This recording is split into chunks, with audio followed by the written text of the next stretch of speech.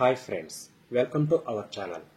Tollywood star heroine Samantha గురించి ప్రత్యేకించి చెప్పాల్సిన అవసరం లేదు. హీరో నాగ చైతన్యతో విడాకులు తీసుకుని ప్రస్తుతం శామ్ సింగిల్గా ఉంటుంది.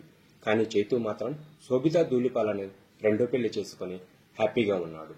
అయితే ప్రస్తుతం సమంత సినిమాలు చేయకుండా నిర్మాతగా బాధ్యతలు తీసుకుని శుభం చిత్రంతో మన ముందుకొచ్చింది. ఆ చిత్రం సక్సెస్ అయినట్టు తెలుస్తుంది.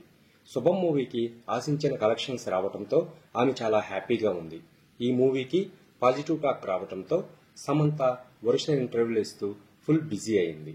అంతేకాదు తన పర్సనల్ లైఫ్ గురించి కొన్ని ఆసక్తికర కామెంట్స్ చేసింది. సమంత మాట్లాడుతూ, నేను 1 ఏడాది నరకం అనుభవించా. ఆ బాధ ఎవ్వరికీ చెప్పలేను.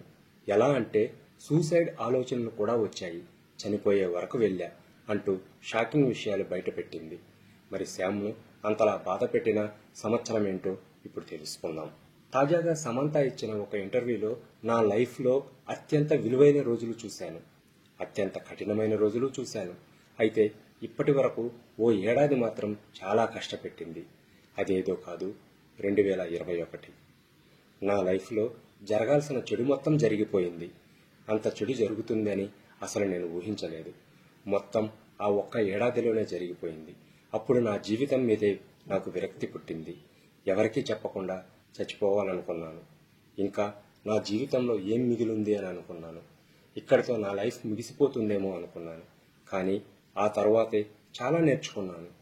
గెలుపు కన్నా ఓటమే ఎక్కువ నేర్పుతుందని తెలుసుకున్నాను అని ఎమోషన్ అవుతూ తెలిపింది.